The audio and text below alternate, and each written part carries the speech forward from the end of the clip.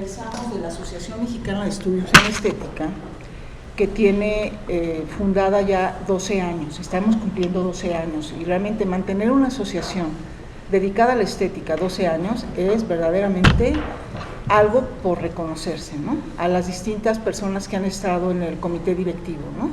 Desde la fundadora, Katia Mandoki, con Adolfo Sánchez Vázquez, no sé si conozcan al doctor Adolfo Sánchez Vázquez, investigador de los estudios estéticos en la UNAM desde los 60, desde los 60, y comentarles también que se funda esta asociación para hacer una alternativa a los estudios estéticos, porque en el Instituto de Investigaciones Estéticas de la UNAM, pues era un grupo muy reducido y necesitábamos más estudios sobre estética que abordaran temas no solamente del arte en sus distintas historias, sino también del cine, la fotografía, el videojuego, los performances, muchas manifestaciones que están fuera del ámbito de la academia, ¿no?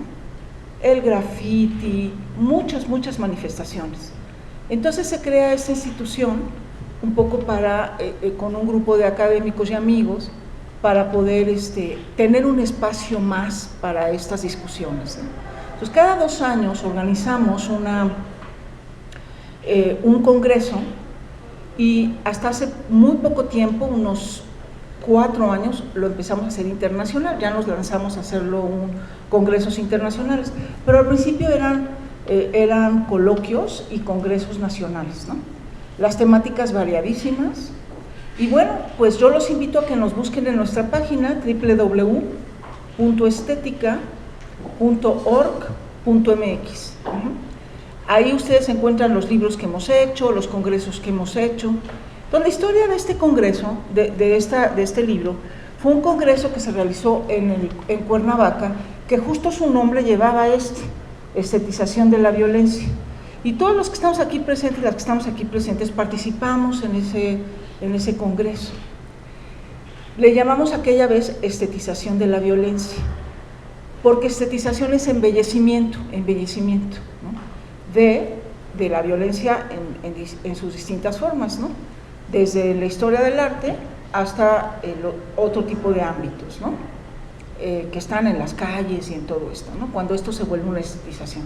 Pero de eso nos van a hablar los presentadores, porque el libro es de 5 autores que están referidos justo a esta temática de estetización de la violencia. Y bueno, no les voy a explicar las categorías, sino solo se las voy a mencionar, porque Darío va a explicar esas categorías. Adelante. Hola. Hola, todavía no empezamos. No, estoy aprovechando el tiempo, aprovechando el tiempo contándoles la historia de la asociación. Ajá. Entonces, bueno, miren, dentro de estas categorías, una es estetización de la violencia, otra es estética de la violencia y otra es violencia estética. Dentro de estas 3 categorías vamos a estar haciendo una crítica, explicando qué son y luego diciendo cómo se aplican y ejemplos y demás. Va a ser muy didáctico, les va a encantar. Entonces, este libro es un producto de ese congreso que tuvimos en Cuernavaca, y fue coordinado esta vez por la doctora Silvia Jamuy, que es nuestra vicepresidenta de la Asociación Mexicana de Estudios en Estética.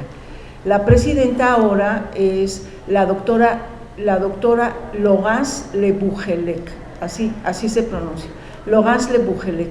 Ella está en la Universidad de las Américas en Puebla, en Cholula. Ella no va a poder asistir.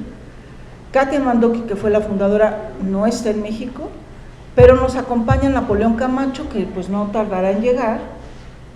¿Dónde? Napoleón Camacho. Ajá, que se dedica a los estudios de estética, que está llegando acá, ahorita va a pasar para acá. Y entonces él fue también parte del comité directivo, fue vocal, secretario, y bueno, pues es una persona muy crítica, un gran amigo mío desde hace añísimos. Adelante, Napoleón. No hemos empezado, no te preocupes. No, estoy contando la historia de la asociación. ¿Cómo estás? Yo no iba a estar por acá. No, ¿cómo estás? Hola, ¿qué tal? ¿Cómo están? Bueno, pues muy bienvenidos, ¿no? ¿Acá? Sí, adelante. Entonces, bueno, les estaba yo contando la historia. No vas a ir, perdón. ¿Dónde estás, Napoleón? Ah, aquí está, bueno, lo pasamos para allá. Acá. No. Falta una. A ver, sí. Bueno, ya te sientas ahí. Es que estás.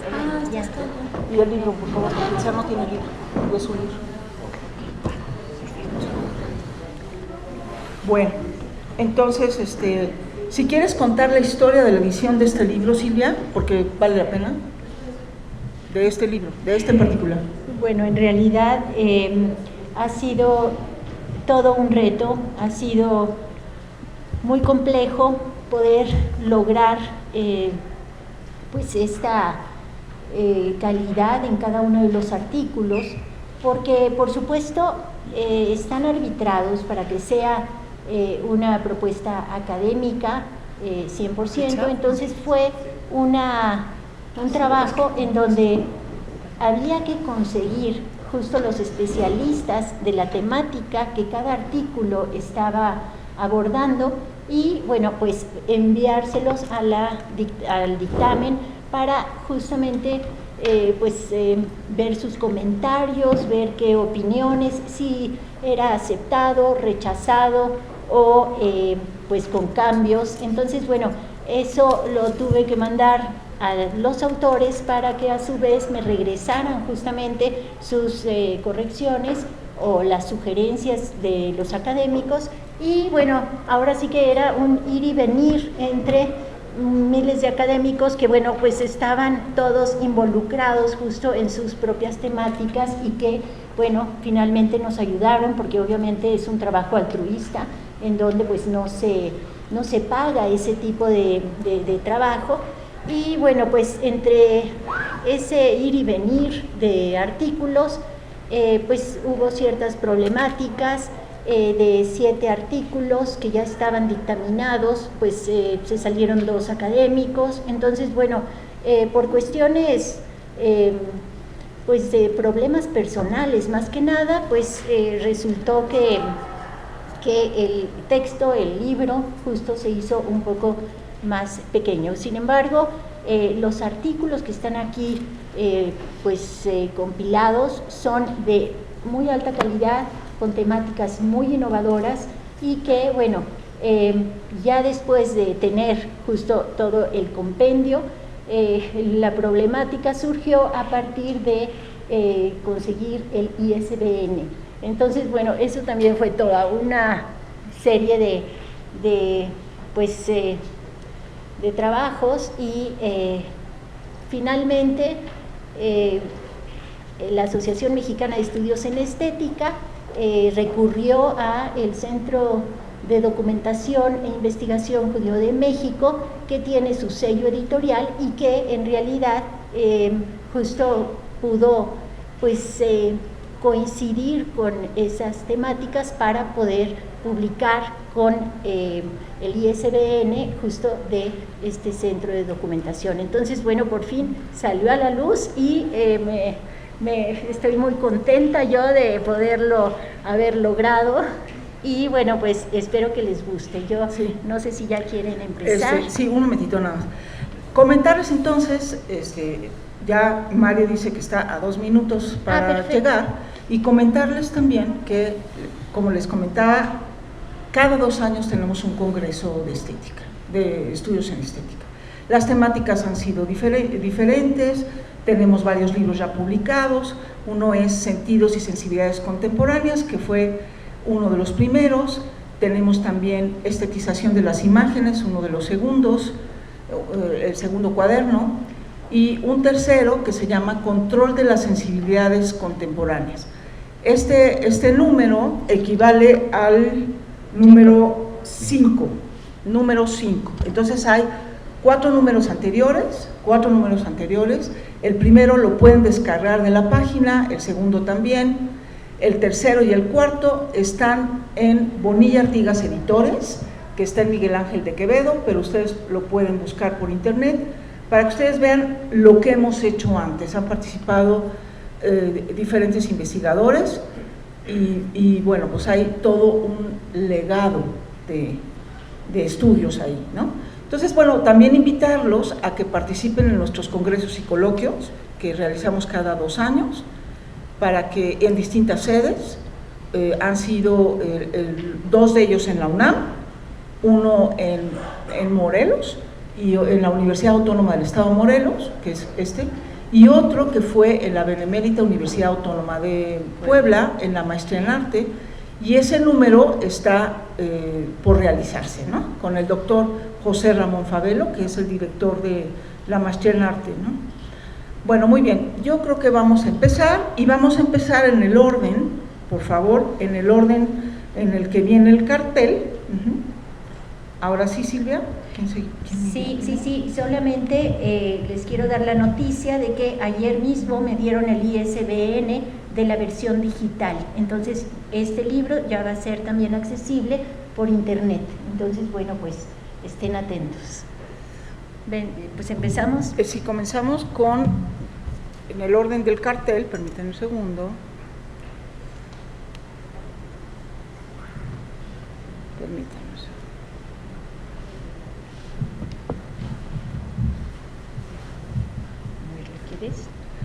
De María Eugenia Fragoso, porque Mario Luis no ha llegado.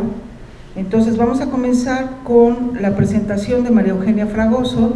Ella va a comentar el texto de Napoleón Camacho. ¿Y cuál era el otro texto que ibas a comentar? El de Silvia. El de Silvia Jamoy, muy bien.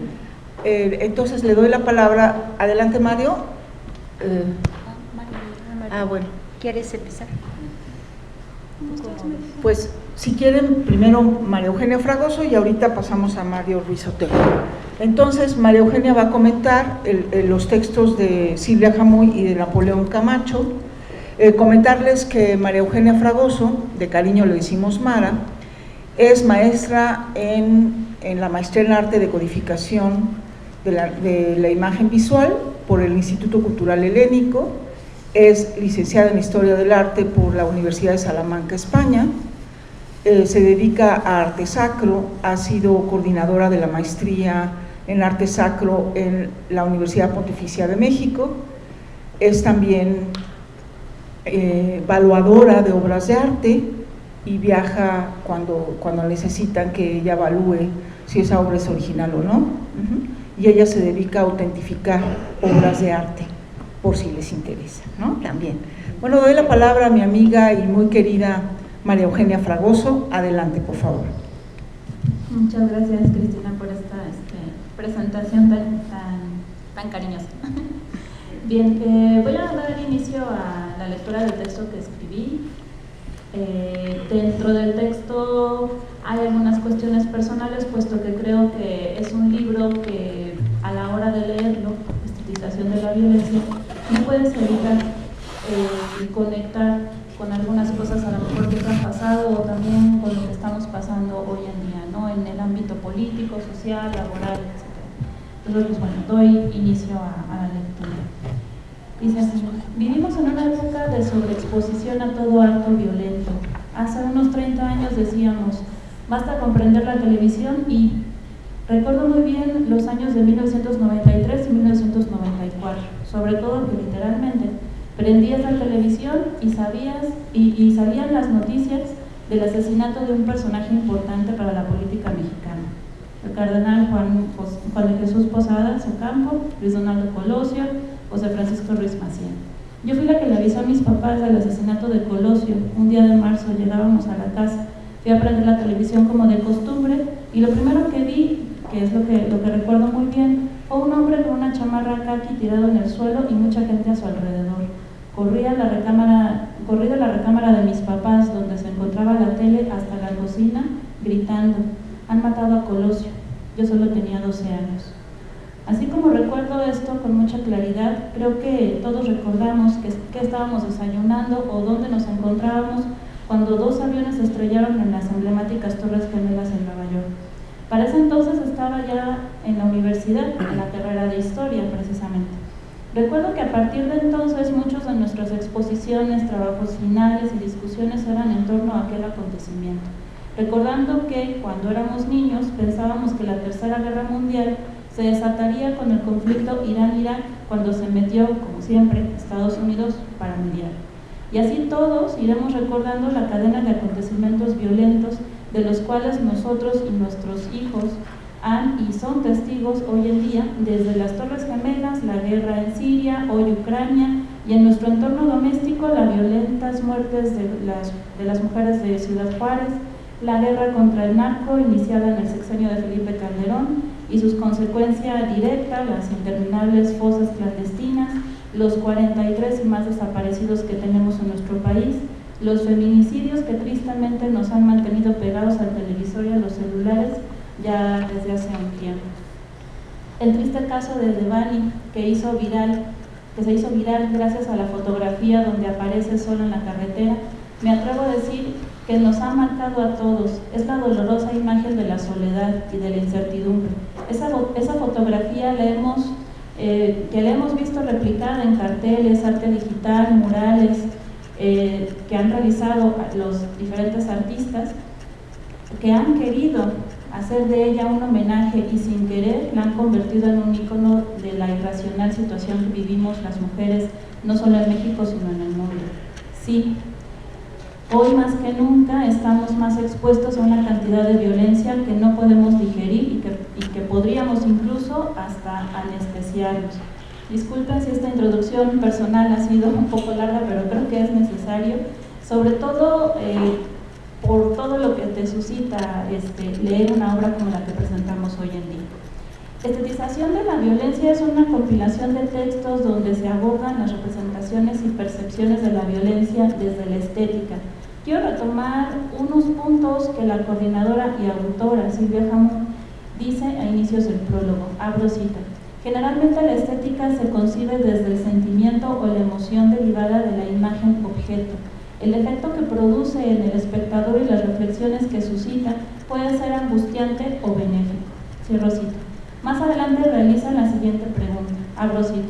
¿Qué ocurre cuando se estetiza la violencia? O cuando los diferentes dispositivos de la imagen promueven o embellecen la violencia. Cierro cita. El arte, la fotografía, el cine, el mismo cuerpo, dicen, son lugares donde podemos encontrar esta estetización de la violencia. Y me hizo pensar en los cuerpos atormentados de los santos en el arte barroco, o las víctimas del narcotráfico en Colombia que retrató Botero en su muy particular estilo, los desastres de la guerra que plasmó Goya, y un siglo después haría lo propio Otto Dix.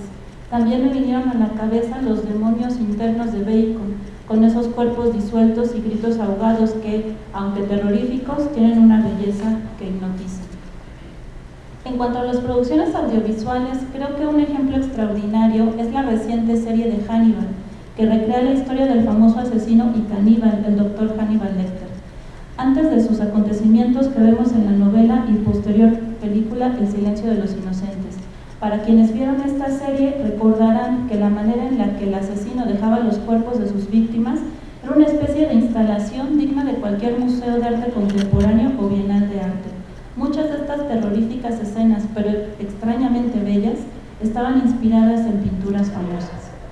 Pero regresando a las palabras de Silvia Jamón, abro cita, la estetización no solo se detiene en el ámbito del arte, sino que involucra posiciones sociales, religiosas, simbólicas o políticas que conllevan en la construcción del imaginario del poder. Cierro cita.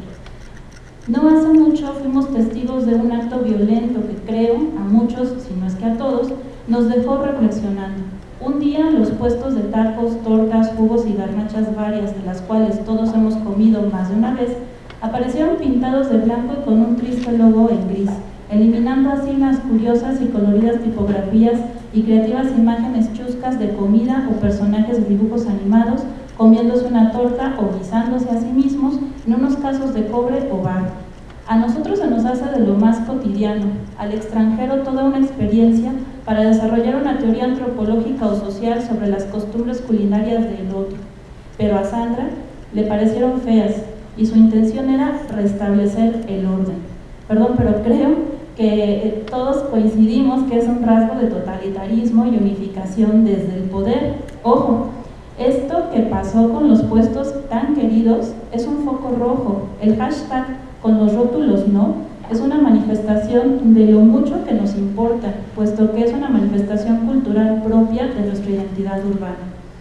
Uno de los textos del libro que me tocó presentar es el de La colonia penitenciaria de Franz Kafka, de Silvia Camuy Sutro. Nos pone a reflexionar desde la estética de la recepción en la importancia de la vivencia estética en la literatura, en cómo se producen emociones que nos permiten reflexionar entre la ficción que leemos y la realidad que vivió el autor, así como la que vivimos nosotros.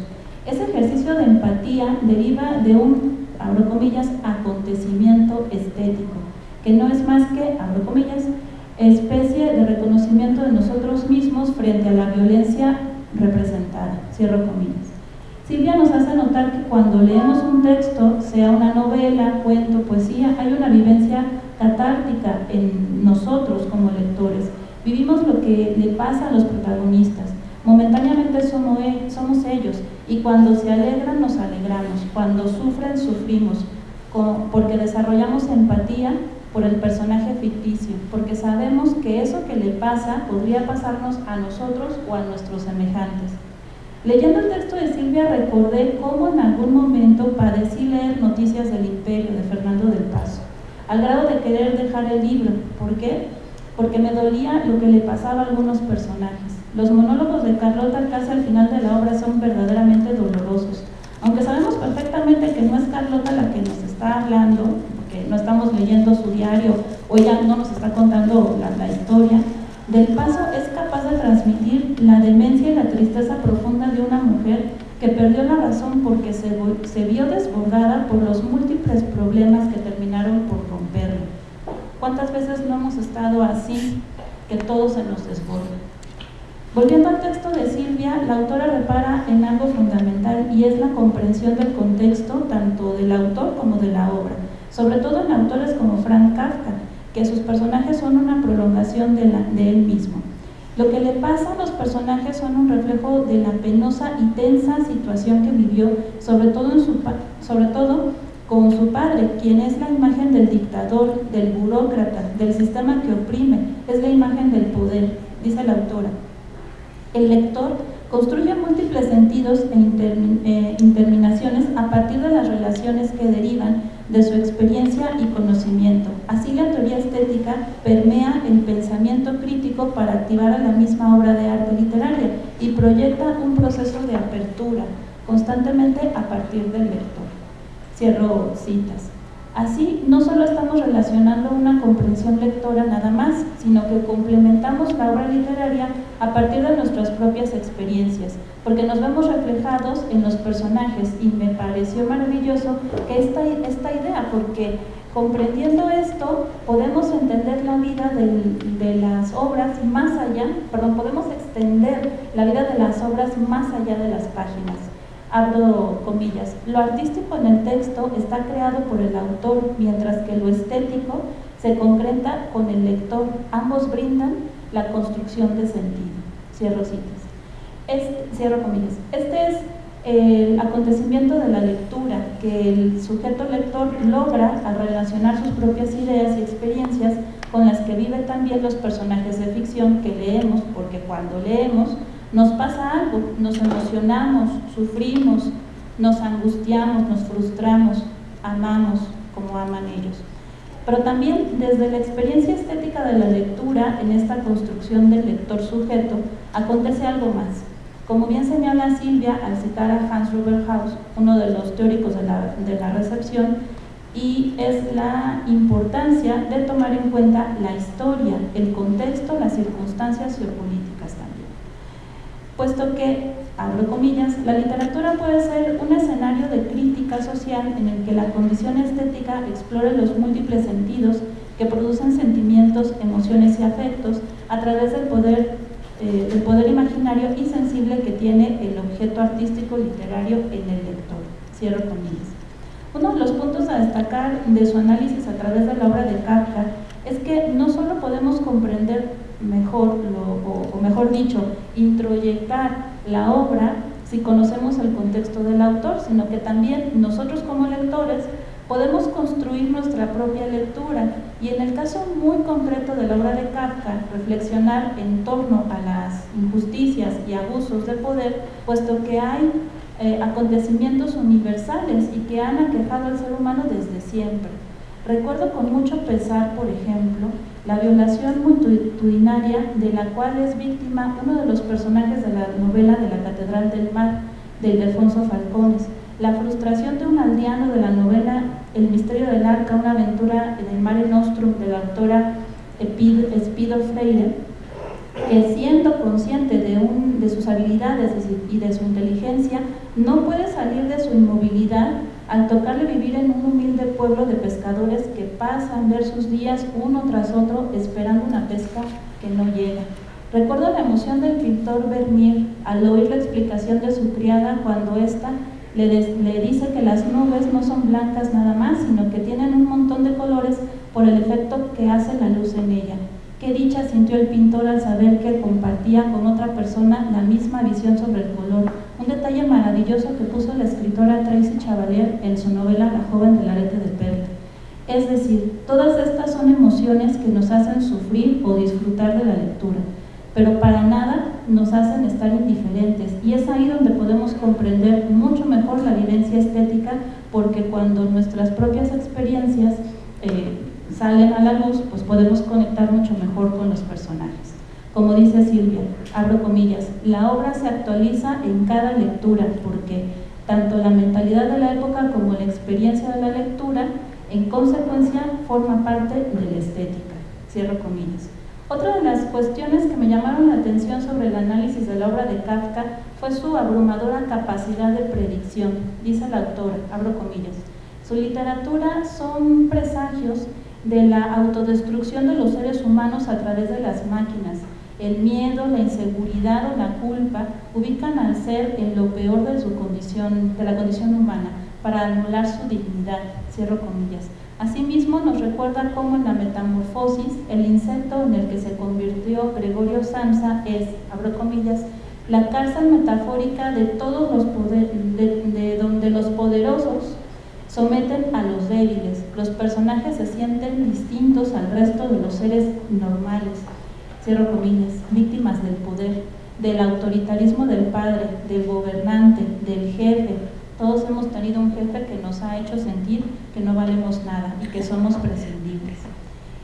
Es en el personaje de Kafka, abro comillas, donde descubrimos a seres sin nombre ni apellido, que en su anonimato evidencian la vulnerabilidad a la que todos estamos expuestos, cierro comillas. Toda una situación de poder en la que es inevitable que en algún punto se nos violente, cuestionando nuestro desempeño, no pagándonos bien o de plano dejándonos sin empleo, como ha sido mi caso desde diciembre, porque estamos en crisis y tenemos que hacer recorte de personal. Y es que es verdad, como lo dice la autora, abro comillas, el sistema crea individuos enajenados que derivan en dos vertientes, los culpables y los victimarios, que no dudan en ejecutar a los acusados. No obstante, estos no conozcan el porqué de su culpa, no saben que son culpables, cierro comillas. La colonia penitenciaria de Kafka es una metáfora de cualquier sistema de opresión de la cual podemos ser víctimas, acusados, culpables. En mi caso muy particular, me siento culpable de perder mi trabajo. ¿Por qué? Porque me han hecho sentir que no me necesitan, y si no me necesitan es porque no he hecho lo suficiente desde su perspectiva. Aunque yo sé de mis capacidades, dependo de un sistema de poder en el que el ámbito de la educación se ha hecho cada vez más evidente. No son los académicos, son los administrativos de las propias escuelas que al verse en números rojos deciden cortar cabezas para que no haya egresos, entre paréntesis salarios, sino solo ingresos, entre paréntesis colegiaturas. El texto de Napoleón Camacho Brandi, La violencia de la estética, las contraestrategias culturales pensadas por y desde el cuerpo, nos invita a reflexionar sobre la violencia que se ejerce en la mente, pero sobre todo a cobrar conciencia de cómo ésta se manifiesta en el cuerpo. Desde la década de los 90, el cuerpo fue un tema de discusión abordado desde la antropología, la historia cultural y las artes. El cuerpo ha sido desde entonces un objeto de interés, de estudio y análisis recurrente para la crítica hacia las hegemonías políticas que acentúan la verticalidad de un sistema, las propias ideas de belleza y aceptación social normadas desde el poder, desde una élite. Dice el autor, abro comillas, este pensar estratégico ético llevado a cabo por los artistas de vanguardia en adelante pasa por un tipo de especial de violencia, el de la violencia que rompe algo para liberar o liberarse de algo, y el de la violencia que se requiere para mantener o mantenerse en la diferencia. Una vía liberadora y otra creativa constructora, cierro comillas, que se puede encontrar en un campo de batalla que es el propio cuerpo, lo que hace evidente que somos sujetos de violencia, en lo individual y en lo colectivo, ya que no solo puede ser nuestro cuerpo el violentado por él o los sistemas opresores, nosotros mismos podemos violentar nuestro cuerpo en un acto de protesta o de resistencia. A mí me puso a pensar en las batallas sobre los cuerpos de las cuales hemos sido testigos, y esto ha sido el control de la natalidad y de la sexualidad, principalmente la de las mujeres, antes y después de la revolución sexual de los años 60, por ejemplo. Dice Napoleón, abro comillas, para una posición estética de la fuerza sobre aquella violencia simbólica, sucede que ese poder hegemónico siempre es consciente de que algo o alguien, sujeto o grupo, intentan que hagan algo que no quiere hacer por la muy justificada razón de que no lo hace porque va en contra de sus fundamentos económicos, políticos, religiosos y a fin de cuentas epistémicos. Retomando el ejemplo sobre la sexualidad de las mujeres desde el discurso del poder hegemónico, está la problemática de la legitimidad de los hijos del padre y en contextos religiosos el derecho a la vida desde una perspectiva moral, religiosa, en una religión completamente patriarcal. Quise utilizar este ejemplo porque así a mí me queda más clara la cuestión de la violencia ejercida en el cuerpo. Por un lado, está el discurso que fomenta la contención de la sexualidad oprimiéndola y por el otro fomentando el uso libre del cuerpo conteniendo a su vez la capacidad reproductora por métodos no naturales. Al violentar el cuerpo de esta manera, en el sentido de que interrumpe o contiene un proceso natural, se experimenta un acto de creación que es la libertad consciente, mi cuerpo, mi decisión. Respecto a la violencia y el arte, Napoleón Camacho realiza una reflexión muy interesante que vale no solo para este tema, sino para lo que le ha pasado a la creación artística al perder su sentido primario. Dice lo siguiente respecto al arte de las primeras vanguardias, abro comillas, a pesar de donados esfuerzos en contra, el arte fue convertido poco a poco en una fuente inagotable de imágenes e ideas que podrían ser despojadas de su condición disruptiva, lo que podríamos llamar la pérdida del aura, cierro comillas, recordando a Walter Benjamin, y su sentido de aura en el arte y su pérdida en la reproductibilidad.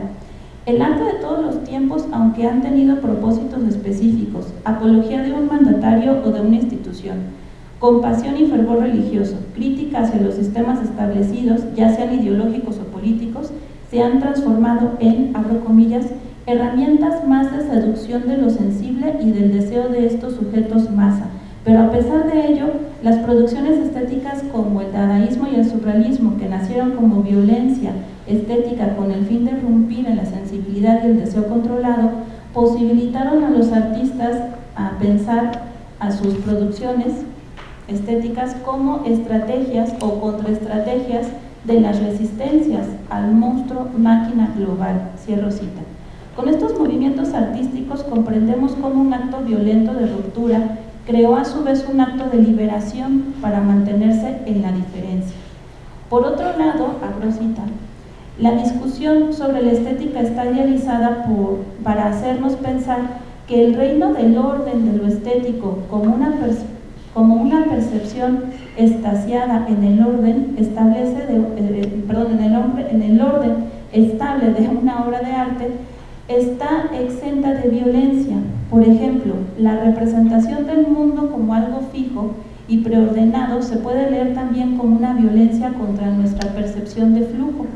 Esto nos lleva a pensar en la violencia no solo como un medio para un fin, sino como parte fundamental de todo proceso que pone en evidencia la inexistencia de fronteras claras entre lo violento y lo no violento. Cierro cita. Muchas veces nos hemos puesto como ejemplo a los artistas impresionistas y las vanguardias del siglo XX, que se alejaron voluntariamente del canon de belleza clásica, pero ¿cuántas veces nos hemos puesto a pensar cómo los antiguos griegos deconstruyeron el propio cuerpo humano para crear el canon? Policleto literalmente le quebró los tobillos a las esculturas, metafóricamente diciendo, para que estos se alinearan de un modo antinatural con las caderas, es decir, la manera en la que posan su doríforo y su diadúmeno no son reales, van contra las disposiciones naturales del cuerpo. Sobre el surgimiento de la violencia estética, Napoleón Camacho lanza una cuestión interesante. Dice en un inicio, abro comillas, se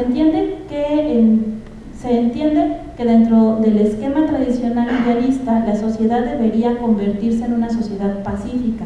Ese sujeto ideal racional reprueba la violencia como vía de transformación, cierro cita, negándose así a una posibilidad creativa a los sujetos a través de la violencia, porque como afirma el autor, pensar críticamente es también una forma violenta, sobre todo cuando este pensar tiene repercusiones en acciones concretas, en lo económico y en lo político, porque también hay una reflexión, como bien señala, que lo que llamamos control ideológico es lo que crea el espacio de la no violencia, y es aquí donde puede encontrarse una mayor violencia, la del control total de la mente y del cuerpo.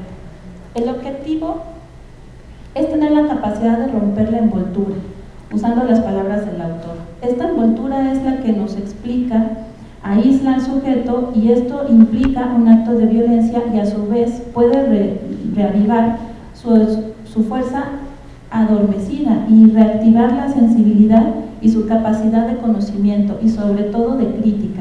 Es lo que de alguna manera quiero pensar nos motiva a salir a las calles, manifestarnos con lo que tenemos, nuestros cuerpos, nuestras voces, el acto de marchar y gritar consignas, de bailar, algo que se ha vuelto frecuente sobre todo en las manifestaciones feministas, de quitarnos la ropa, de pintar nuestros cuerpos con consignas, también se vuelve un espacio de acción que es imposible estar indiferente a lo que acontece. Y esto que vemos hoy en día me pone a pensar en lo que pasaba en otras épocas, cuando las mujeres cristianas de las primeras comunidades del siglo IV se cortaban el cabello en acto de protesta, y en protesta a su protesta no las dejaban entrar a los templos por traer el cabello corto. También me pone a pensar en las mujeres que también protestaron por el corset y las faldas kilométricas al usar vestidos más sueltos y cortos. Las flappers también se cortaron el cabello para mayor comodidad en pleno acto de liberación. Retomando las palabras del autor sobre el acto de destrucción, que no es, abro cita, una destrucción pensada como aniquilación permanente del mal, sino parte del proceso de vida y el ejercicio de la fuerza como capacidad de construcción, cierro cita, en el caso que cito, es la construcción o reconfiguración de la imagen corporal. Hoy en día estamos viendo otras muy necesarias, la de aceptación de todos los tipos de cuerpo, de las cuales nos estamos beneficiando las denominadas curvy o plus size. Al ver con gusto en las pantallas, en los comerciales, las modelos chicos y chicas que viven felices y disfrutando la vida sin ocultar sus cuerpos. Dice Napoleón, abro cita, el cuerpo desde una apertura estética constituye al mundo como abierto, enigma y juego constructivo. Estamos creando nuevos cánones de belleza en donde todos cabemos. Finalmente, el texto de Napoleón Camacho nos invita a reflexionar que, abro cita, nuestro cuerpo es algo más que nuestros privilegiadamente y razón. Percibir, sentir es al mismo tiempo nuestra conciencia que nutre a nuestro inconsciente. El inconsciente es como la voz silenciosa de nuestro cuerpo que se revela cuando algo en la mente está obstruyendo su fluir. Una mente dominada por pensamientos virus que parecen ser yo, pero no lo son. Son un yo diseñado desde el poder social y que ha controlado al cuerpo. Por eso es importante escuchar al cuerpo, es, como dice el autor, es escuchar detrás de ese yo impuesto. Para comenzar a desprogramarnos, es el cuerpo el que puede ser un generador de conciencia, concluye el autor. Así podemos empezar a modificar los órdenes, cambiar los programas impuestos desde el poder y crear con nuestros cuerpos una verdadera resistencia desde la creación de otras maneras de estar. De ahí la importancia del arte, nos recuerda Napoleón, que ayuda a reactivar nuestros sentidos. A Rosita para captar lo extraordinario aunque no sea sensible, ese es el poder de lo estético. Perdón, aunque no sea pensable, ese es el poder de lo estético. Termina el texto con lo siguiente: las estrategias artísticas ya no pueden ser las viejas utopías humanistas que bajo sus bondades también se ocultan en una nueva tiranía, cierro cita. Las nuevas estrategias, por tanto, implicarían una violencia sin tregua para todo lo hegemonizante. Y es que es verdad, estamos siendo testigos de cómo la tiranía de los cánones de la belleza, de la llamada hegemonía del blanco heteronormativo patriarcal occidental, se ha impuesto. Y no les voy a citar ningún autor alemán para explicar esto, no. Solo los invito a que vayan al cine y vean cualquier película comercial o entren a la plataforma streaming de su preferencia y vean cualquier serie. Se darán cuenta que cada día hay más representación, cada vez vemos más actores y actrices de diversas etnias, pero es ahí donde pronto deberemos de hacer una crítica. Muchos personajes, como ha pasado en la escena del cómic, que antes eran pelirrojos o caucásicos, hoy se les ha cambiado la etnia, principalmente a la negra. En series de contenido histórico se han puesto actrices negras en papeles de Ana Bolena o Leonor de Aquitania. Vemos nobles y empresarios asiáticos negros en el Londres y Estados Unidos de principios del siglo XIX. ¿Esto es representación o falsificación de la historia? Ustedes dirán, bueno, es ficción, pero en aras de la representación que es necesaria y legítima, ¿no estaremos siendo testigos del inicio de una nueva hegemonía? De un discurso manejado por las élites económicas que quieren ir acorde con los tiempos y capitalizar las luchas sociales en el proceso de borrar de la historia las condiciones de la marginalidad y de la representación y violencia de ciertos grupos sociales. ¿Este no será un nuevo mecanismo de violencia aceptado y normalizado, pensando en que estamos rompiendo estereotipos? Muchas gracias.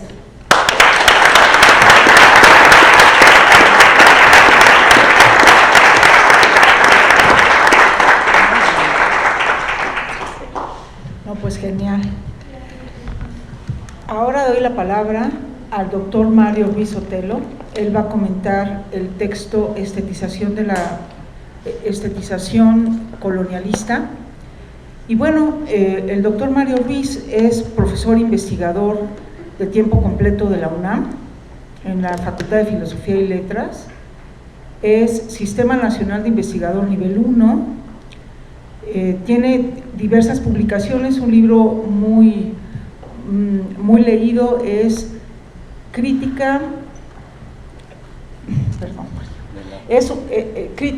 de la razón imperial, el pensamiento político de Bartolomé de las Casas. Un texto genial, muy polémico sobre Bartolomé de las Casas, verdaderamente excelente. Bueno, doy la palabra al doctor Mario Ruiz Sotelo. Bueno, muchas gracias, Cristina, muchas gracias a todos por su presencia.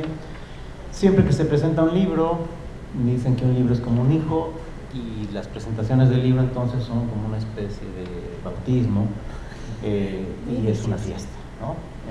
Y en este caso, bueno, pues es un libro compuesto por diferentes perspectivas, diferentes autores, y yo les voy a hablar sobre una parte de este libro que es el artículo de la doctora Ríos, Estetización colonialista, representaciones del indoamericano, siglos XVI y XVII. Ya de entrada, yo lo que voy a subrayar. Sí, te puedes acercar. Sí, lo que voy a subrayar en esta presentación son algunos conceptos que me parecen muy importantes, que maneja la doctora Ríos, y que yo creo que le serán de utilidad a cualquiera que goce de la lectura de este trabajo. Primero, estetización colonialista, el título, ya de entrada, creo que eso es particularmente importante, porque la estética con la que tenemos la representación del indioamericano en los siglos XVI y XVII, pues es fundamentalmente una estética hecha desde otro mundo, desde una perspectiva no indoamericana. Es la perspectiva del europeo de Europa o del europeo americano, ¿no? Y esto lo maneja Cristina en este texto. Y claro, es una representación finalmente política, ¿sí? Y que no puede dejar de ser política. Política de dominación, política colonizadora, ¿sí? Y entonces, bueno, esto de entrada creo que hay que subrayar. Bueno, entre otras cosas, porque habrá que preguntarnos en qué medida esta estetización colonialista que comienza en los siglos XVI y XVII permanece, ¿no? Eso me parece que es una reflexión que podemos hacer al final de esta lectura. La doctora Ríos utiliza dos conceptos, dos marcos teóricos semejantes pero diferentes. El concepto de blanquitud, que viene de Bolívar Echeverría, y con la idea de la blanquitud está pensando Cristina en identificar este planteamiento de la superioridad étnico-epistémica del punto de vista europeo sobre los puntos de vista que no pertenecen a esta cosmovisión, ¿sí? Y claro, en este caso es la primacía del blanco, o sea, la estética europea que se presupone en un plano de superioridad sobre las otras estéticas, ¿sí? Este es uno. Y el otro concepto que recupera de Castro Gómez, un filósofo colombiano, es la limpieza de sangre. La limpieza de sangre implica la idea de que un grupo étnico, un grupo de poder, pertenece a una igual a una raza, a una pertenencia racial no manchada con las otras razas, ¿sí? Con las razas no blancas, ¿no? Que también, digamos que el común denominador entre estos conceptos es un cierto eurocentrismo, o si quieren, un occidentalocentrismo, ¿sí? Y de hecho, sobre la base de Edward Said, autor de origen árabe, que nos habla del orientalismo como una forma de expresar el colonialismo europeo en la observación de la estética del mundo, de las costumbres de Oriente, ¿sí? Lo oriental se ve como exótico, ¿sí? A partir también de un planteamiento eurocéntrico. Oriente es Oriente para los europeos, ¿no? Y este exotismo con el que se caracteriza a la cultura de lo que en Europa se llama Medio Oriente, o desde Europa se llama Medio Oriente, es lo que llama Edward Said orientalismo. Sobre esa base, Cristina arriesga un concepto propio, y es el de lo que llama la americanización. en la idea un poco de Said, y yo diría también en de Edmundo Gorman, de que lo americano es una invención europea, ¿sí? De hecho, inclusive lo indio es una invención europea porque existe a partir de Europa, ¿sí? Aquí Cristina se va a referir fundamentalmente a la estética, ¿sí? Cuando digo existe, quiero decir que los pueblos originarios no se identifican originalmente como indios o como indígenas, sino que esto es finalmente una imposición, que eso también lo podemos ver en la estética. Bueno, entonces, esta americanización implica esta invención de lo americano, de lo indoamericano, como exótico, como salvaje, o como buen salvaje, ¿no? Yo en el entre líneas de la lectura que hago de este texto, diría que sobre todo pensando en el punto de vista de los europeos en el siglo XVI, sobre el americano, podemos encontrar estas dos visiones: el salvaje que como tal es imposible de redimir, y el buen salvaje, el que puede ser susceptible a un tipo de redención, es decir, occidentalización, ¿sí? Cristianización. Y esto puede partir desde el propio Colón. De hecho, en el texto hay una cita de Pedro Mártir, donde, pues, en efecto, Colón habla de los indios caníbales, ¿sí? Que caníbal es una palabra que se inventó Colón cuando escuchó hablar a los taínos y creyó que decían o entendió que Caribe era caníbal, y por la referencia de algunos taínos de que había en las islas del Caribe algunos que eran antropófagos, mientras que otros reciben bien a Colón, establecen una especie de diálogo, y esos serían pues los buenos salvajes, que ya lo podemos ver desde las cartas de Colón, desde el diario de a bordo de Colón, ¿sí?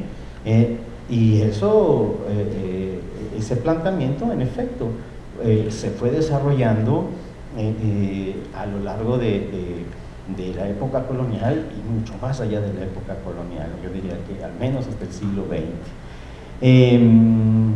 Bueno, sí, claro, y esto del buen y mal salvaje tiene mucho que ver, porque decía yo que no es susceptible de redención, y entonces si no es susceptible de redención el mal salvaje, es válido aniquilarlo, ¿sí? La guerra contra ellos es justa, mientras que contra los otros se puede tener pues una especie de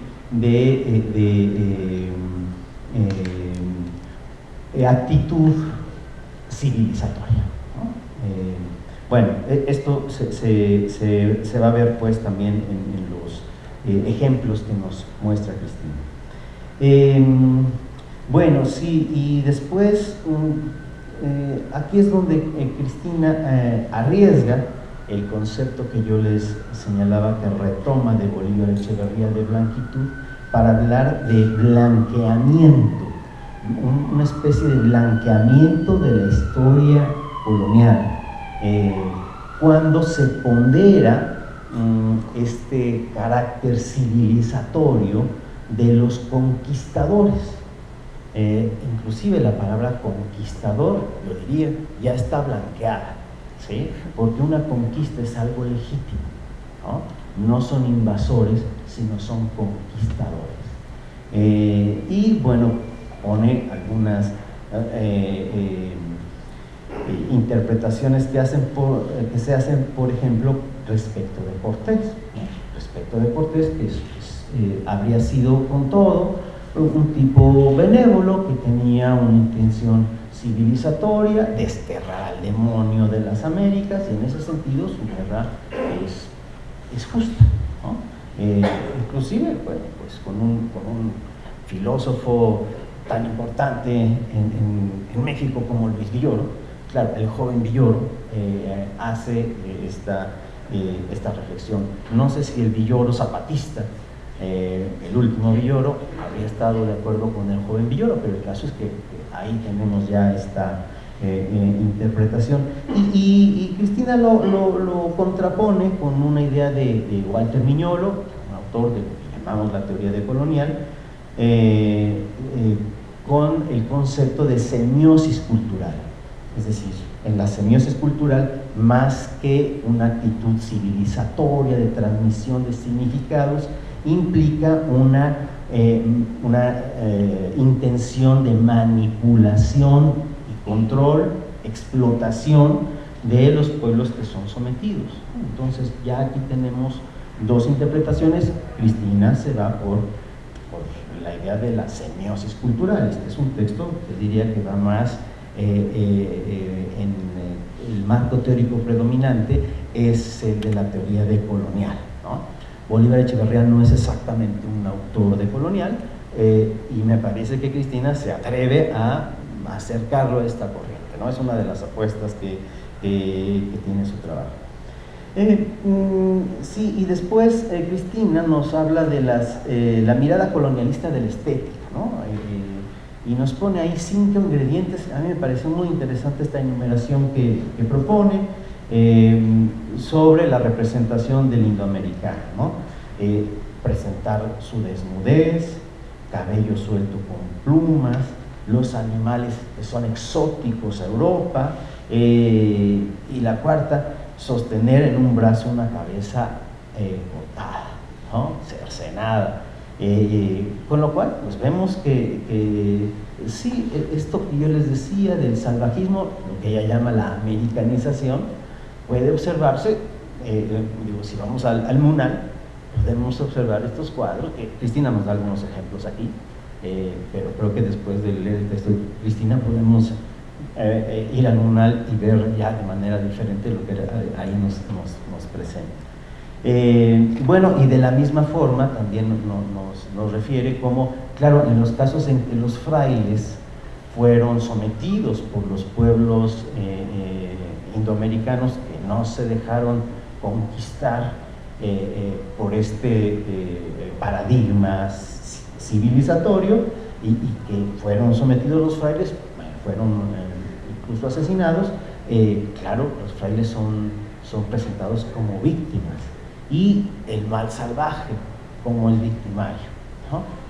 Claro, todo esto finalmente es una visión colonialista, porque en realidad, desde otro punto de vista, pues no es un mal salvaje, es un pueblo que en el ejercicio de su autodeterminación decidió rechazar a quienes se habían entrometido sin permiso, ¿no? Pero bueno, en ese sentido es que la propuesta es observar este colonialismo que claro, en realidad es con el que hemos sido educados, y en ese sentido el texto pues nos invita a reeducarnos y a mirar de otra forma esta estética.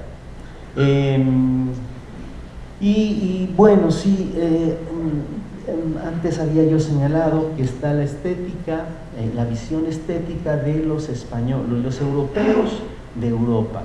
Y la otra muy importante, y creo que es la que más enfatiza Cristina, es la de los europeos americanos, los españoles americanos, que más comúnmente les llamamos criollos. En el texto se les llama criollos.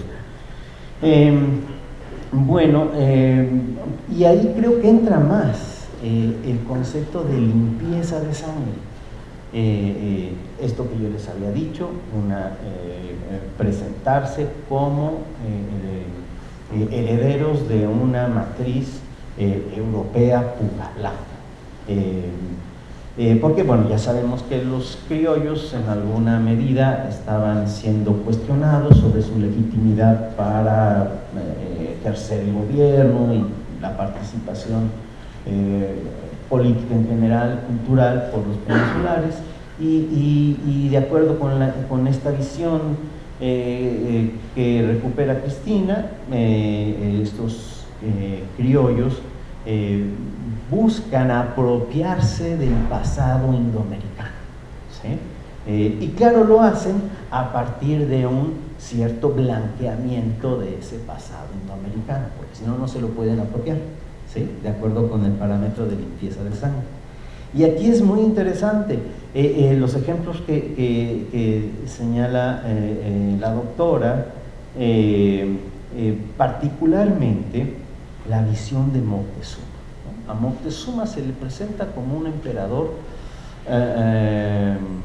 europeizado, romanizado, ¿no? Ahí también creo que muchos hemos visto estas representaciones, yo recuerdo muchas en los biombos,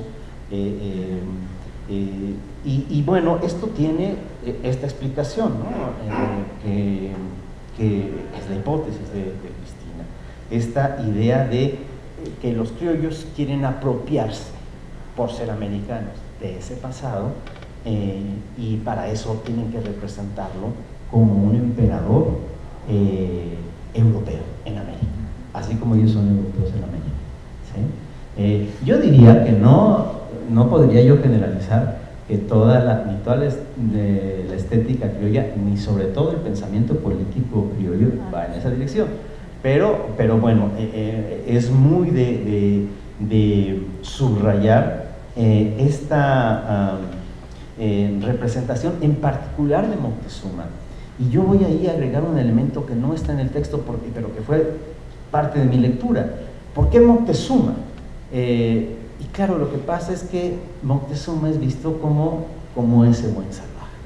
Y es un buen salvaje porque se deja conquistar. Y si leemos las cartas de relación de Cortés, lo que Cortés dice es que le transfiere el imperio, ¿sí? O sea que Cortés sería el heredero legítimo, no solo de Tenochtitlan, sino de todos los dominios de Tenochtitlan. Por eso uno de sus biógrafos personales habla de la conquista de México por parte de Hernán Cortés, ¿sí? López de Gómara. Y bueno, en ese sentido es que se prefiere a Moctezuma, y yo le agrego, y no a Cuauhtémoc. Ajá. Porque el rescate de Cuauhtémoc, ese vendrá después, ¿no? Algunos autores ya lo recuperan desde el siglo XVII, pienso particularmente en Carlos de Sigüenza y Góngora, pero es más ya a finales del XVIII cuando tenemos esta recuperación de Cortés, perdón, de Cuauhtémoc, que es el antagonista de Cortés, ¿sí? Y es el asesinado por Cortés, y entonces él sería en ese sentido el mal salvaje, ¿no? Que bueno, ese ya es otra historia cuando hablamos de Cuauhtémoc. Bueno, y en ese sentido, pues como les decía yo antes, este texto me parece que nos puede cambiar la visión que tenemos de la estética colonial y nos permite estar conscientes de que cuando le decimos colonial no estamos atendiendo solamente a una época, sino estamos atendiendo a una concepción política donde la parte dominadora se va a presentar como aquella que está en una posición salvífica y la parte dominada como aquella que merecidamente está en una condición o de vencidos o de inferioridad. Eso sería por mi parte.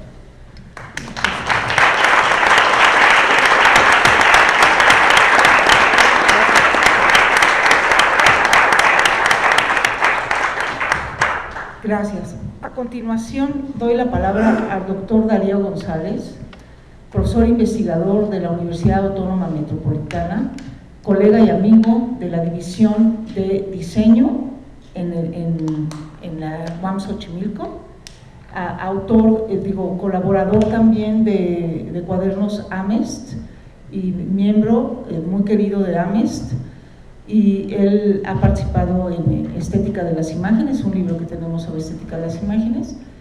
Y bueno, le doy la palabra al doctor Darío González, que va a comentar los textos de Katia Mandoki y de Laurence Le Bourgelec. Adelante, doctor. Gracias, bueno, buenas noches a todos. Agradecemos su presencia. Y bueno, sin más, comienzo entonces presentando el capítulo de Katia Mandoki titulado Estética y Violencia, 6 configuraciones de una relación impía. La violencia nos acompaña desde nuestro nacimiento hasta la muerte. Para Katia Mandoki, este hecho marca sus vínculos con nuestras percepciones y sensibilidad. Entiende la estética según su significado etimológico y disciplinario, como teoría de la sensibilidad o ciencia del conocimiento sensible que estudia los efectos de los estímulos del mundo y de diversas representaciones, no solo de las artísticas, en el ser humano. Con estas bases, la autora distingue 6 tipos de relación de la estética con la violencia. La estética de la violencia se refiere a su representación y exhibición.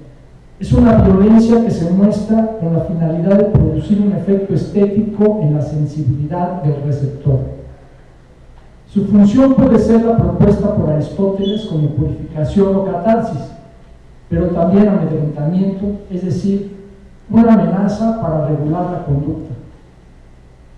La violencia estética es la que se ejecuta de manera deliberada y directa sobre la sensibilidad de uno mismo o de los otros, mientras que la violencia colateral es la que se produce de manera indirecta, lastima a otros cuando se persigue un fin determinado. La violencia intrínseca es la propia de cada cultura, forma parte de las costumbres y con el tiempo se naturaliza. Solo la observa quien tiene la capacidad de alejarse, de ver a su sociedad como si fuera un extranjero. La ultraviolencia se refiere a la violencia como fin estético en sí mismo, como objeto de placer sensorial. Y la violencia testimonial apela a los sentidos para denunciar hechos ominosos cometidos contra una población a la que se pretende exterminar, como el caso del pueblo judío en la Alemania nazi. Estas modalidades de violencia no son fijas ni están aisladas. Pueden percibirse varias en un mismo acontecimiento o transmutarse una en otra. Mandoki pone el ejemplo de la apreciación que hizo el compositor alemán Karl-Heinz Stockhausen del ataque contra las Torres Gemelas de Nueva York el 11 de septiembre del 2001. Declaró que fue, abro comillas, la obra de arte más grande imaginable por el cosmos entero. Las mentes alcanzando algo en un acto que no podríamos soñar jamás hacerlo con la música. Cierro comillas. Mandoki muestra la ceguera de Stockhausen ante la violencia estética, su indiferencia por las miles de víctimas y su admiración por la ultraviolencia de este atentado. También su fascinación por la estética de la violencia, es decir, por su exhibición en la ciudad y en las pantallas mediáticas. Las víctimas sufrieron la violencia colateral de los terroristas, pues ellas no eran su objetivo principal. Katia Mandoki muestra otros tipos de violencia que se entrelazan entre sí con ejemplos del arte contemporáneo que combinan la violencia estética con la estética de la violencia, como los performances del accionismo vienés de los años 60, los de Mariana Abramovich y Marcos Kurtix en los 70, o los de Stellar en los 80. Durante estas representaciones, los artistas ejercen violencia contra sí mismos o se dejan violentar por otros.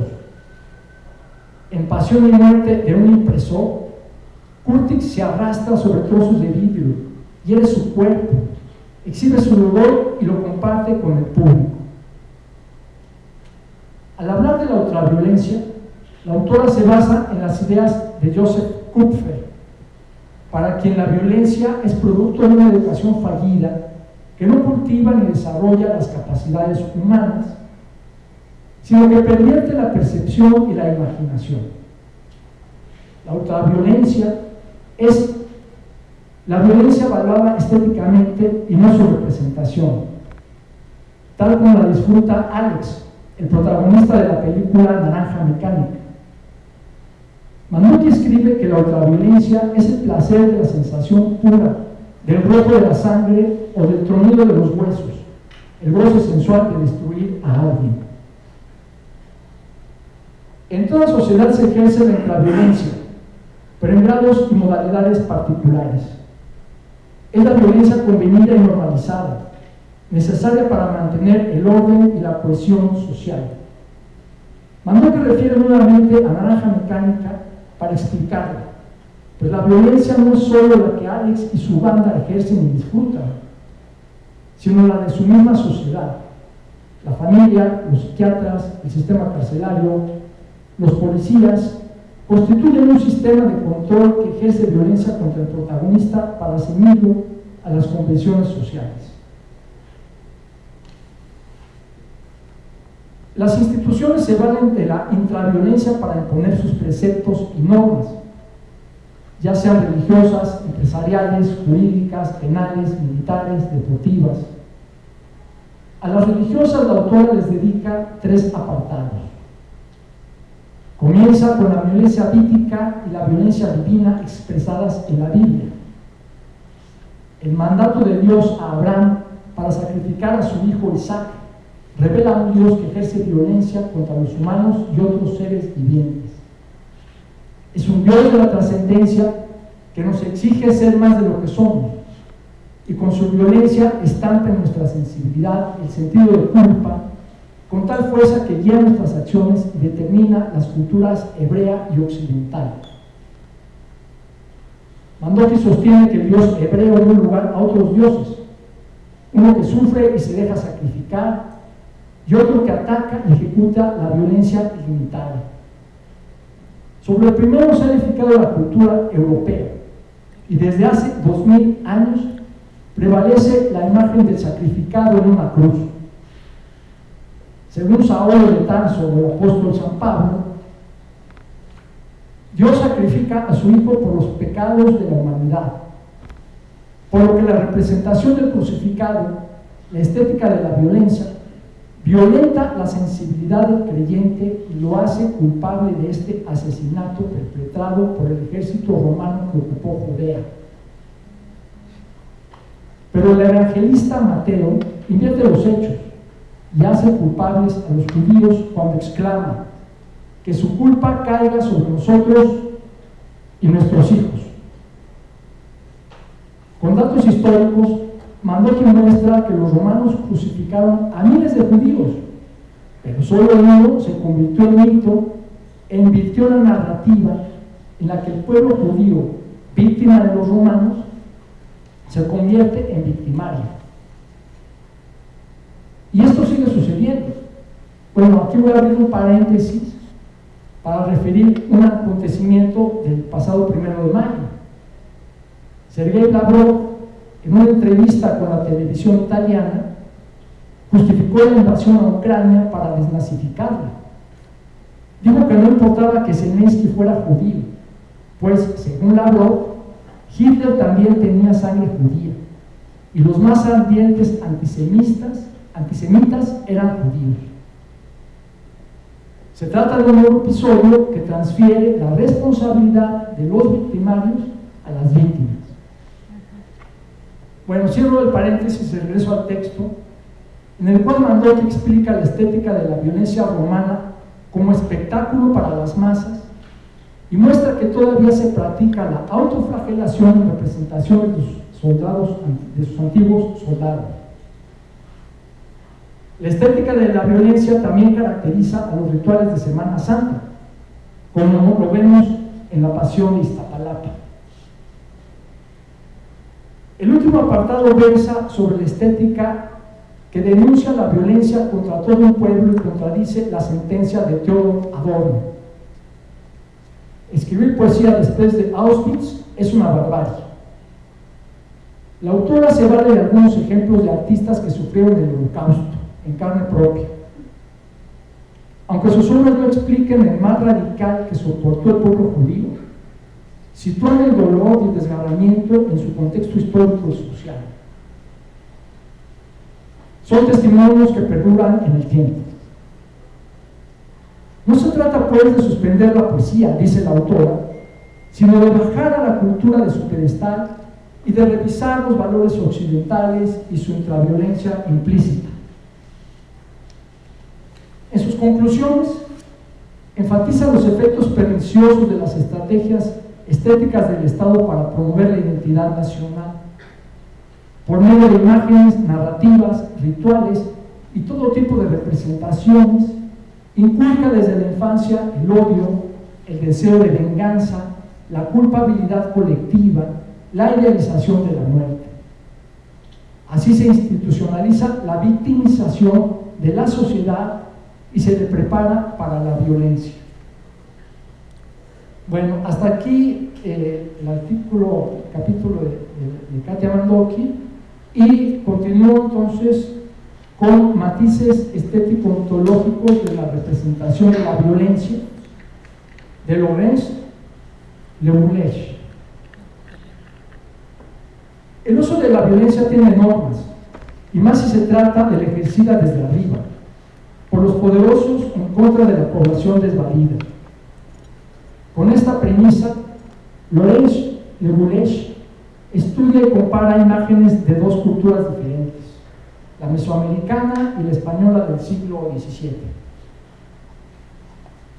La autora refiere los errores de algunos antropólogos e historiadores que piensan que la mayoría de las sociedades mesoamericanas eran pacíficas y convivían en armonía con las otras poblaciones del continente, aunque con excepción de los mexicas, conocidos por su espíritu guerrero. Le Bourget menciona que el descubrimiento de las pinturas de Bonaparte cambió esta visión idílica a revelar el ánimo belicista de los mayas. El clima de guerra que se vivió en Mesoamérica también se observa en los mecanismos de defensa utilizados en la construcción de asentamientos humanos, como su aislamiento en lugares inaccesibles o los fosos y las murallas que los protegían. En el área maya se han descifrado imágenes plasmadas en diferentes objetos y revelan el belicismo de esta cultura. En algunas estelas se encuentran inscripciones de reyes guerreros y victoriosos que suelen complementarse con representaciones de los señores vencidos y humillados. Le Bourget resalta la importancia de un vestigio de la cultura maya guatemalteca, la placa del aire de 27 centímetros de alto, descubierta en la segunda mitad del siglo XIX. Esta pieza de jade tiene grabada una inscripción del año 320 de nuestra era, con un preso maniatado que yace a los pies de un gobernante ricamente ataviado. Para interpretarla, la autora recurre al verbo maya chuk, que significa capturar, pero también victoria militar. No refiere a lugares o ciudades, sino a los señores de la nobleza. Un significado más preciso de chuk es atado de pies y manos, como se presenta en la placa del aire y en otras representaciones mayas. Muchas se utilizaron como medio para la propaganda política que enaltecía a los gobernantes, por lo que se colocaron en plazas y en otros lugares en los que se reunía la población. Le Bourget escribe sobre la imposibilidad de conocer el efecto estético de estas representaciones en la población mesoamericana, y para acercarse a ella se vale de los conceptos que Friedrich Nietzsche desarrolló en El nacimiento de la tragedia, y concluye que los mesoamericanos tuvieron una aprehensión sublime de la condición humana al enfrentarse directamente con la violencia y el sufrimiento dionisíacos sin matizarlos con el manto apolíneo. Al pasar a otras latitudes, Le Bourdieu observa que el discurso hegemónico de la cultura europea no corresponde con lo que se aprecia en las imágenes de las ceremonias de Castilla, como las de España en el siglo XVII. Refiere al mito del salvaje, del que ya ahorita escuchamos con el artículo de Cristina, y este mito fue utilizado para representar a los habitantes de otros continentes y justificar todo tipo de acciones para reprimirlos y esclavizarlos en nombre de Dios, la justicia y la civilización. Las invenciones técnicas para reproducir imágenes como el grabado y la imprenta, y posteriormente la litografía, la fotografía y la rotativa, facilitaron la difusión de representaciones gráficas de nativos como seres bárbaros y primitivos, a los que era necesario conquistar para educar según los preceptos de la religión cristiana y la cultura verdadera. Las imágenes que retratan la crueldad de los castigos y su presentación en actos públicos tienen una larga historia en el continente europeo y no una muestra de una civilización más avanzada que las existentes en las tierras conquistadas. Le Bourdieu refiere a una ceremonia que se practicó durante la Inquisición española, el auto de fe. Francisco Ricci, pintor de cámara de Carlos II, lo representó en un lienzo monumental que se exhibe en el Museo del Prado. El auto de fe se realizó el 30 de junio de 1680 en la capital española. En la escena se observa al rey y la reina que encabezan la ceremonia, a los representantes de los estamentos, a los soldados, a la multitud, a dos reos y a los asnos sobre los que partirán hacia su ejecución. La autora utiliza otra pintura como representación de la muerte de los convictos. Se trata de una realizada por Eugenio Lucas Velázquez a finales de la misma Inquisición. Muestra a un condenado vestido con un San Benito que expira con un crucifijo en la mano después del martirio en el garrote. El carácter ceremonial de las representaciones de la violencia española del siglo XVII es referido por Le Bourdieu. Se trata de fiestas públicas aprovechadas por la nobleza y el clero para relacionarse con otros grupos sociales. También las ofrecían como espectáculo para entretener al pueblo. Retoma el estudio de Javier Portus sobre la fiesta en España en la Edad Moderna y muestra que la exhibición de violencia en espacios públicos era una práctica política para reprimir a los disidentes e intimidar a la población. Los rigurosos protocolos y procedimientos de estas ceremonias muestran su imperiosa necesidad para mantener el orden social. El cristianismo se presenta como una religión de una civilización avanzada que condena y prohíbe los sacrificios humanos practicados por los mesoamericanos y otras culturas ancestrales. Pero Le Bourdieu muestra que los autos de fe españoles son lo mismo, espectáculos que congregaban a masas para que presenciaran los sacrificios de los infieles. De esta manera, se transfería la violencia a los espectadores y se les mantenía amedrentados ante el poder. La autora retoma las ideas de René Girard para explicar la violencia del sacrificio como fundamento de lo social. Una sola víctima funge como chivo expiatorio y absorbe la violencia colectiva. Se trata de un acto económico, pues salva a muchos del sufrimiento. La ceremonia del sacrificio sigue una norma y sustenta los estamentos de la sociedad. Por esto, en el cuadro de Francisco Ricci, predomina el orden apolíneo sobre la energía dionisíaca.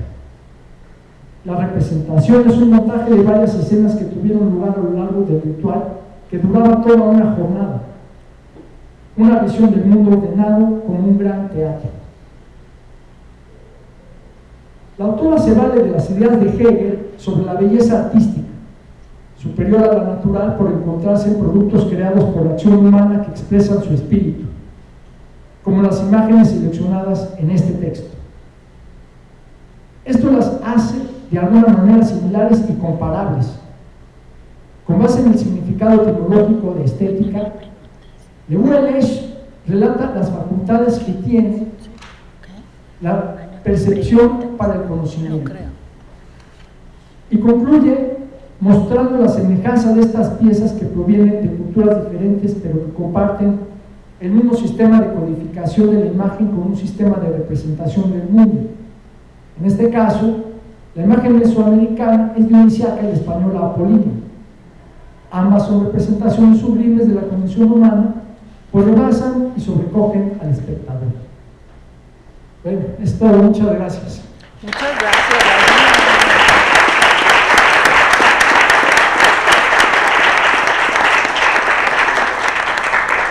Gracias, Darío.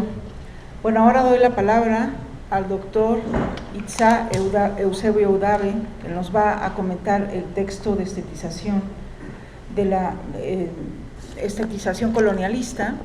Y bueno, quisiera presentarlo. Él es doctor en estudios mesoamericanos, es autor de diversos textos sobre el mundo mesoamericano y bueno, tiene textos muy interesantes sobre cómo se llama la diosa.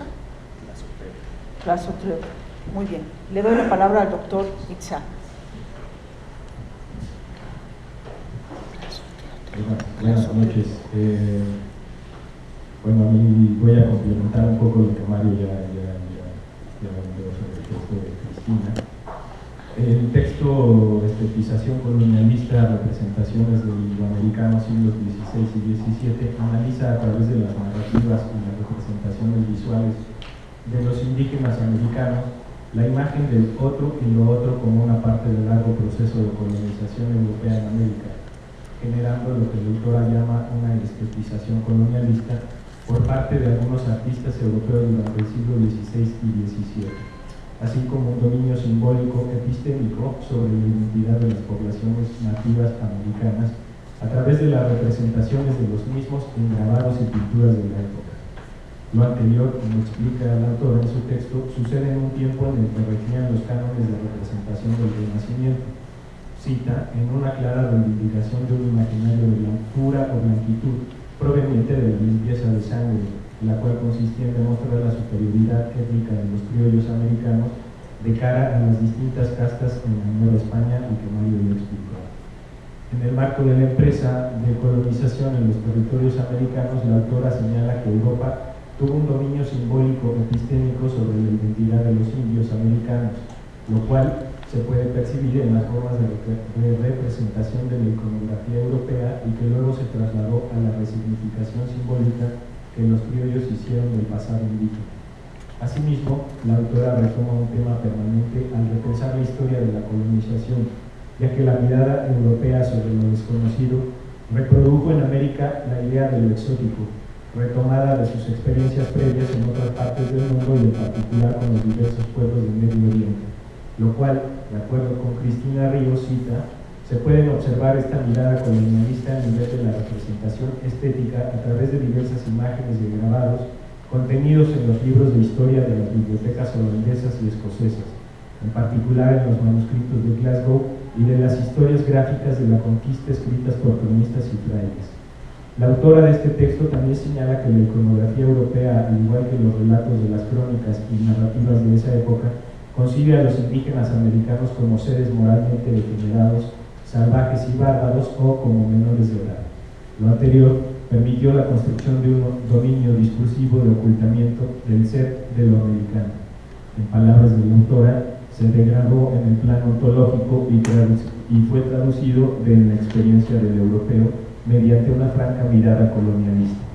Además, explica el texto que la finalidad de estos referentes estéticos fue la de moldear un tipo de comportamiento, una forma de ser y estar en el mundo correcto, estableciendo modelos para conformar un tipo de identidad traducida, falseada y en conformidad con el espíritu de la historia europea. Después, en su texto se reflexiona en torno al dominio epistémico y simbólico en lo que se ha llamado la modernidad temprana. La autora explica que la evidencia del dominio sobre los conocimientos de los indígenas y sus formas de representación se observa en la iconografía europea sobre los indígenas. Por ello, bajo la mirada del colonizador, en las pinturas sobre los territorios invadidos, cita, encontramos representaciones, alegorías representaciones, alegorías del continente americano desde la iconografía renacentista europea. Asimismo, la autora señala que en las representaciones del llamado Nuevo Mundo también se ejerció la llamada americanización, y que Mario ya explicaba, de los indios en la iconografía europea, y se resignificó el pasado indígena. En consecuencia, las representaciones de la autoridad americana detonaban un imaginario de blancura o blanquitud, es decir, superioridad étnica, epistémica y un capital cultural.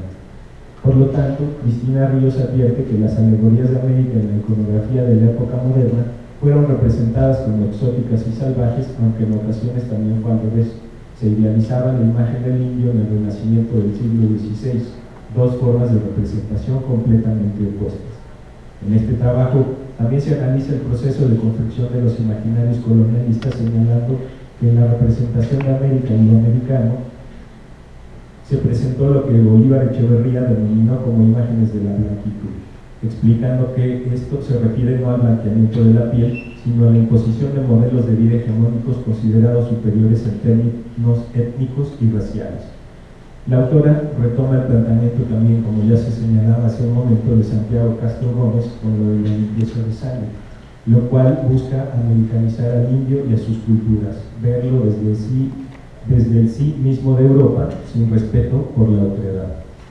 Lo anterior se debía al contexto propio del cual provenían los invasores. Por lo tanto, al justificar la guerra frente a los otros y lo otro, para el cristiano desde los inicios de la fe y durante toda la Edad Media, el ídolo significó una imagen falsa.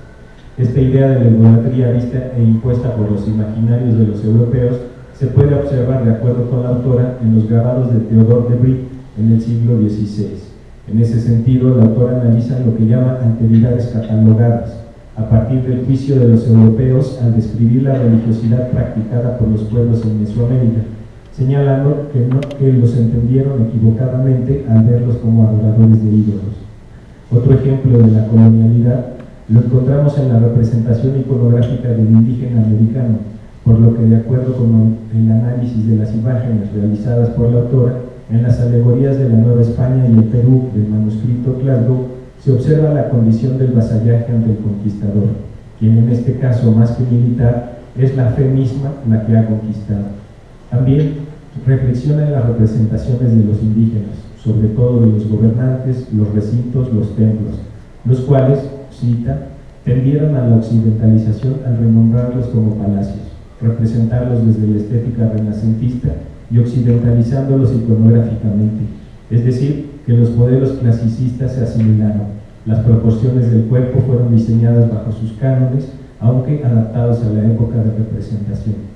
Finalmente, la autora aborda las consecuencias de la colonización de la imagen y de la cultura de los pueblos indígenas, analizando la blanquitud iconográfica del pasado indígena y la consecuente construcción de la identidad criolla, señalando que, cita, los criollos tampoco aceptaron la imagen que se hacía de América por los grabadores europeos durante el siglo XVI, por lo que paulatinamente se daría un proceso de transformación identitaria o blanqueamiento del pasado prehispánico, sin que ello significara dejar de lado la visión racista de los europeos.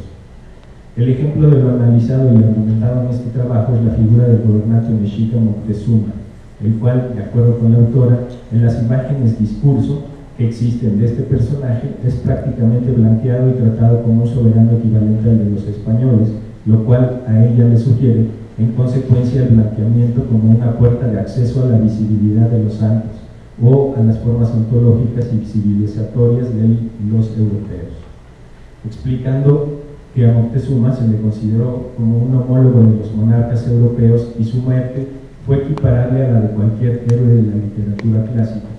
Lo que había sido historia se convertiría en un mito fundacional de la población criolla, tal cual es representado en el retrato de Moctezuma, como lo señala. De acuerdo con el texto de Cristina Ríos, los retratos de los antiguos indígenas, en este caso de Moctezuma, obedecen a una reacción criolla que va en contra de la imagen salvaje y violenta de América. Sin embargo, los retratos del monarca pierden su forma indígena y son blanqueados, no solo en el tono del piel, sino en la complexión física, muestras de una transfiguración criolla o mestiza. Su tez se aclara y la cara denota la mezcla entre indígena y europeo. De esta forma, la antigua identidad indígena se sustituye por la nueva identidad americana. En este contexto, las descripciones de la naturaleza y los seres de la América antigua, las formas de nombrar y representar el mundo, fueron objeto de un proceso de resignificación que a veces encubría, ocultaba o se apropiaba de ellos, reinterpretando sus atributos y contenidos para ser suplantados con imágenes y contenidos propios del pensamiento de los europeos. En ese sentido, la aportación que hace el texto de Cristina Ríos es que abre caminos y preguntas para profundizar aún más en el largo proceso de colonización de la imagen del otro y lo otro, en lo que la autora nombra como la estetización colonialista del mundo indígena. Un trabajo en el que se deberá seguir profundizando, analizando críticamente las narrativas y pinturas realizadas para describir la diversidad de culturas y territorios de la América antigua, cuestionando, como se hace en el texto que ahora presentamos, la idea ficticia del ser y estar indígenas descritos y pintados en las representaciones de los siglos XVI y XVII. Gracias.